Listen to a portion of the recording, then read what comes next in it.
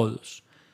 Autores que nos llevan más allá de las fronteras, que nos enseñan, que nos transportan, cada uno desde una óptica totalmente diferente y toca los sentimientos humanos de acuerdo al estado de ánimo que cada uno tenga. Así que esperamos que esto sea del agrado de ustedes. Los invitamos a dejar sus comentarios. Me gustaría muchísimo poder hacer debates sobre las novelas, sobre los cuentos, sobre las historias de cada uno de estos autores y que pudiéramos conversarlo como viejos amigos. Quiero hacer una salvedad antes de continuar. El orden en que los vamos a mencionar corresponde simplemente a una opinión que las personas de redacción de la editorial consideraron por el impacto que cada uno de estos ha tenido, tanto a nivel nacional como a nivel internacional. Salvo esa excepción, el orden en el que están es completamente discutible. Cada uno de ustedes, de acuerdo al momento emocional, podrán o tendrán su versión completamente diferente a la que nosotros proponemos. La idea simplemente es invitarlos a leer a estos grandes maestros y que hagan parte de la biblioteca de sus hogares y de sus oficinas. Que Dios los bendiga. Esto es Words and Books, Grupo Editorial. En el sexto lugar tenemos al gran escritor Mario Mendoza, un escritor que siempre conmociona en la Feria del Libro, que sus lanzamientos llaman a miles de personas a su encuentro y que desean saber un poco sobre esas historias íntimas que suceden en esta ciudad. Todo lo que escribe el gran escritor Mario Mendoza es su ciudad, es su sede en Bogotá. Es un escritor local con un alma enorme que trata de contarle al mundo con un estilo muy similar, guardadas las proporciones, con Vargas Llosa. Siempre desde una ciudad central, en este caso la capital, y con historias muy particulares, con historias que van entrelazando a los personajes en la mitad del camino y los van llevando para que la historia cobre vida. Un verdadero maestro de las letras, un hombre que sabe cómo introducirlo a uno desde la primera letra hasta la última sin que le falte nada. Esas historias personales que nos hacen a nosotros sentirnos parte, no espectadores, sino parte. Nosotros siempre podremos ser cualquiera de sus personajes. La novela más conocida de este autor se titula Satanás. Tuvo un gran impacto a nivel nacional e internacional porque cuenta la historia de la masacre de Poceto en la década de los 80, en pleno auge de la violencia, un hecho aislado de un hombre que viene de la guerra de Vietnam, adscrito al ejército de los Estados Unidos, perturbado y con serios problemas de desequilibrio emocional, un hombre que buscaba a través del intelectualismo y del conocimiento ser superior a otros y de esa forma menospreciaba a otros seres que lo circundaban. Aburrido de su vida, decide coger un arma y disparar a todo el que se va encontrando en su camino, empezando por los que viven en su edificio y finalmente entrando a un restaurante para lo que sería su última cena y asesinando a los que allí se encontraban en ese momento cenando. La historia va a entretejer a varios personajes que lamentablemente van a confluir en ese mismo lugar. Es una muy buena historia que vale la pena leerla. Otra novela que ha tenido una gran aceptación del público se llama La melancolía de los feos, una novela totalmente recomendada. ¿Qué pasa? También sucede, toda su ambientación está en Bogotá. En una Bogotá que existe, que es real y palpable, no tiene ficciones en cuanto al espacio que la rodea. Una novela inmersiva que seguramente muchos de ustedes podrán disfrutar. Su última novela, publicada en el 2017, titulado El libro de las revelaciones, un libro para que ustedes descubran, se deleiten y lo lean en el transcurso del fin de semana.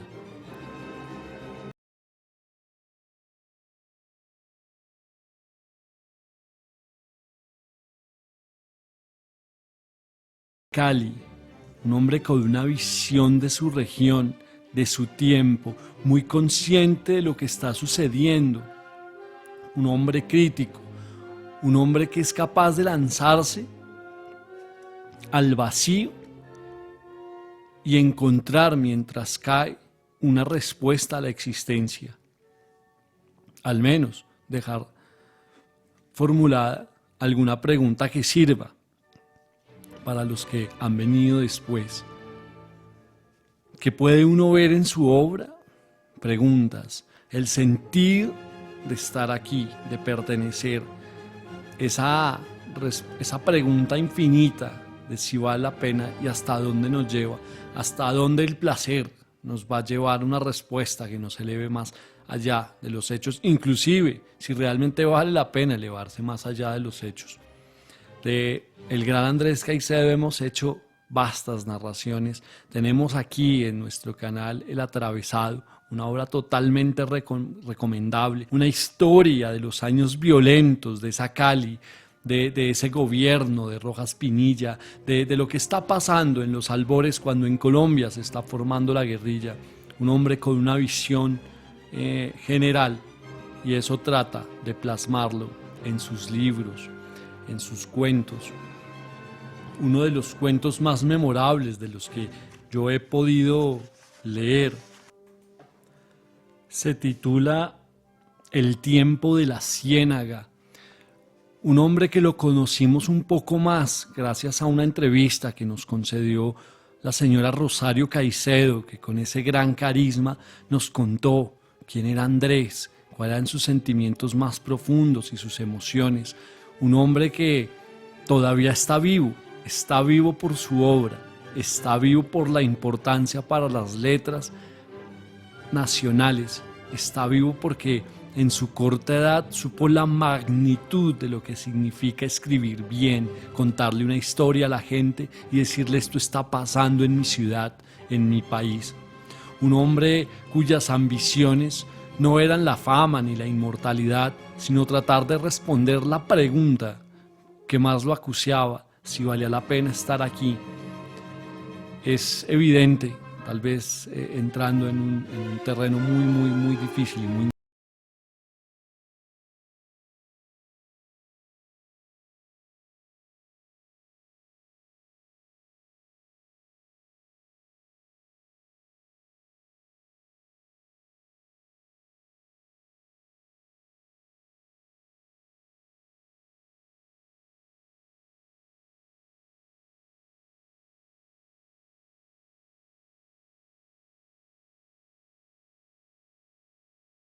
la opinión que tengan ustedes.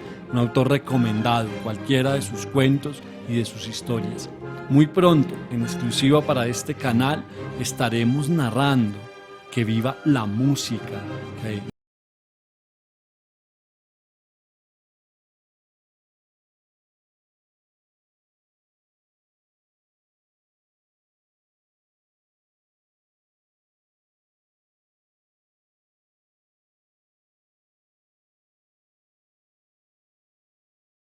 Trascendido las fronteras.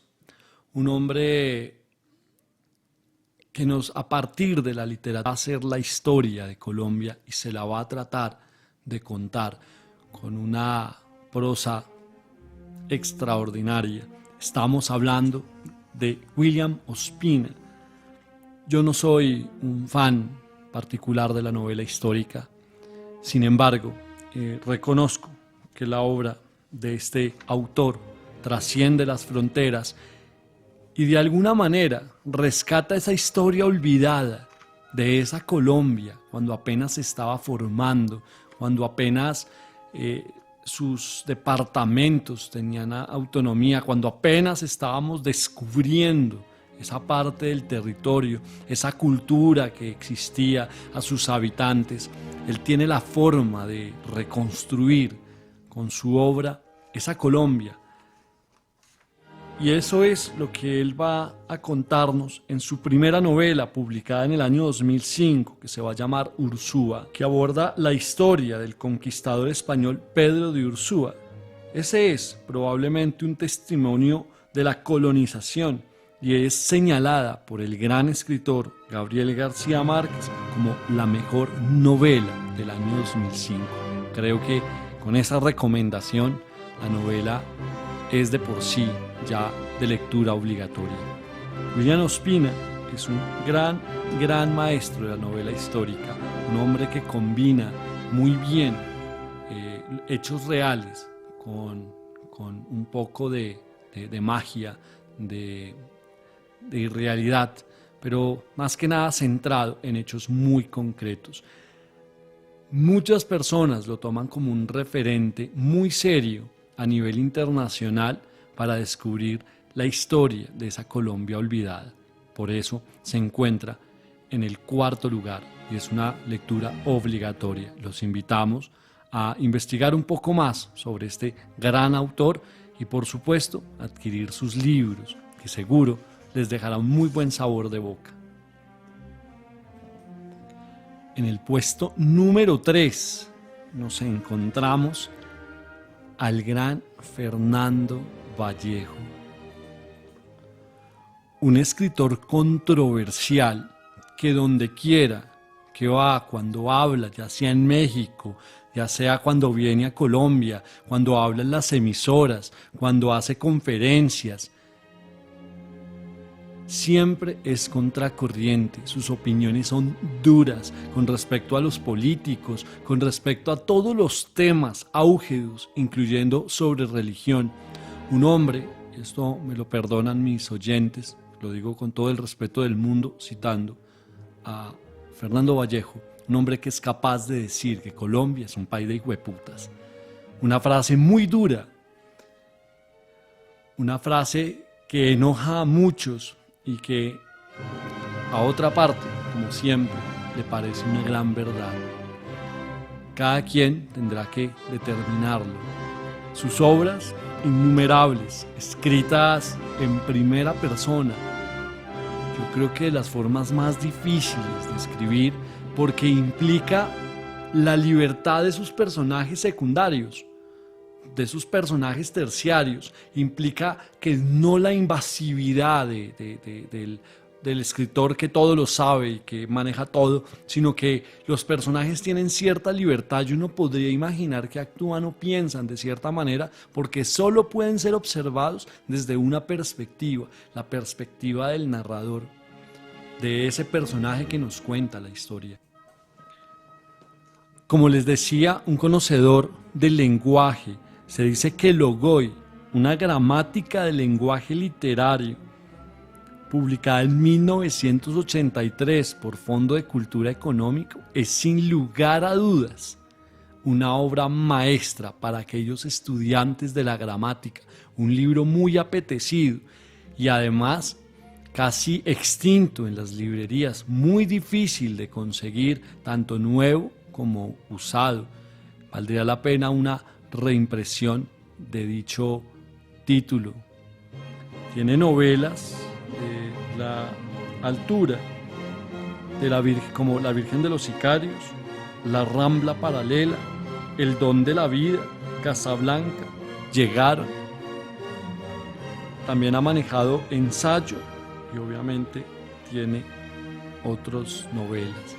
Un hombre que realmente vale la pena adentrarse en su literatura y en su conocimiento, no sin antes saber y prepararse que todo lo que diga es absolutamente controversial y que tendrá que ser pasado 2 veces, por lo menos, para procesarlo y entender cuál es el verdadero significado o qué hay detrás.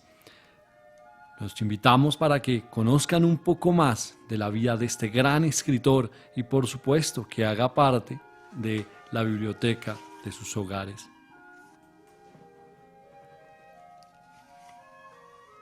En el segundo lugar tenemos al gran escritor Álvaro Mutis.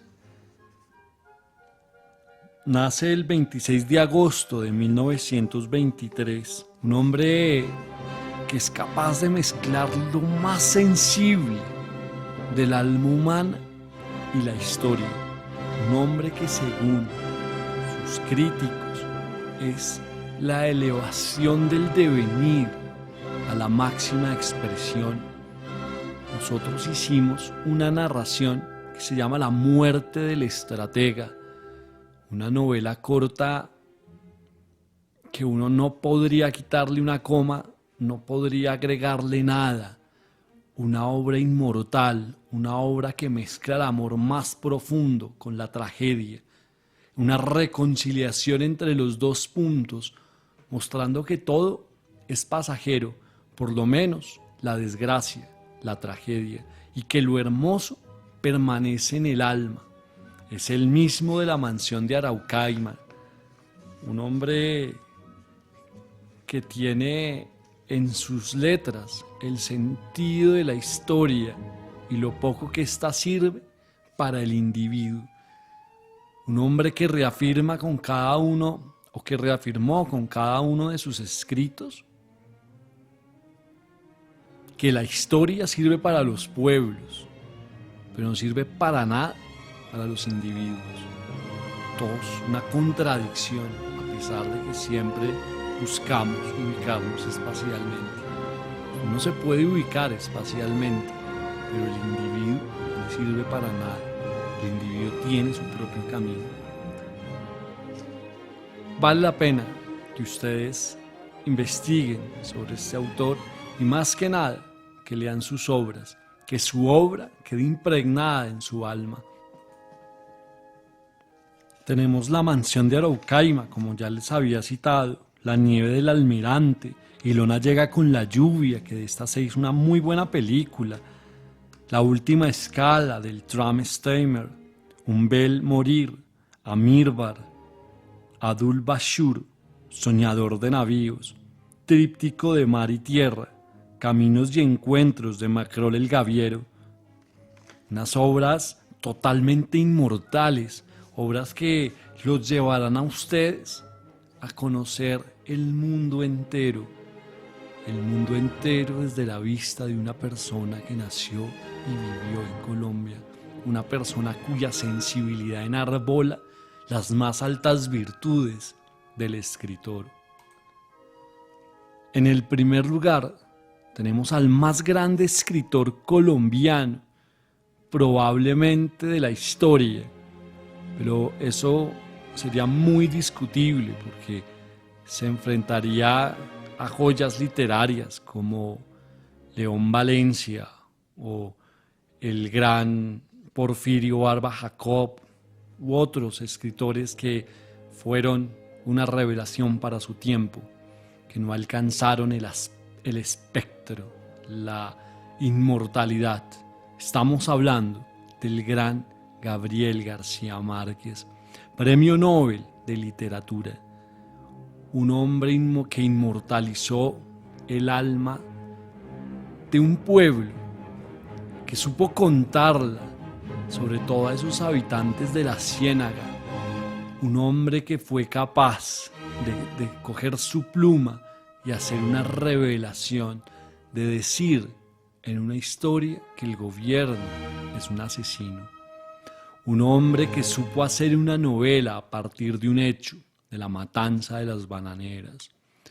Un hombre que combinó la ficción con la realidad. Un hombre que supo llevar a más allá el realismo mágico y que lo podemos ver en cada una de sus novelas. Su obra cumbre, la que lo inmortaliza a nivel global, 100 años de soledad, una obra que estamos narrando en el canal, pero por supuesto tiene obras maravillosas como El coronel no tiene quien le escriba, El otoño del patriarca, novelas que cada uno de ustedes puede encontrar y deleitarse, buscarlas, leerlas 3, 4, 5, 1000 veces y encontrarle un sentido completamente diferente. Está en el primer lugar porque es un premio Nobel, porque su literatura es vasta, porque su literatura trasciende los límites geográficos de la comprensión humana y nos lleva a encontrar ese espacio donde todos somos parte de esa historia y también fuimos los personajes de ese Macondo que es subversivo, de ese Macondo que es hospitalario, de esas contradicciones humanas que permanecen y que siempre están en todos los pueblos. Un hombre es capaz de hacer una radiografía de una sociedad que terminaría siendo otra cosa de la que tenía presupuestado o de la que su cultura podría llegar a vislumbrar. Estos son los 6 autores colombianos más importantes del siglo XX y XXI. Muchísimas gracias. Que Dios los bendiga. No olviden dejar sus comentarios, sus opiniones. Muchísimas gracias.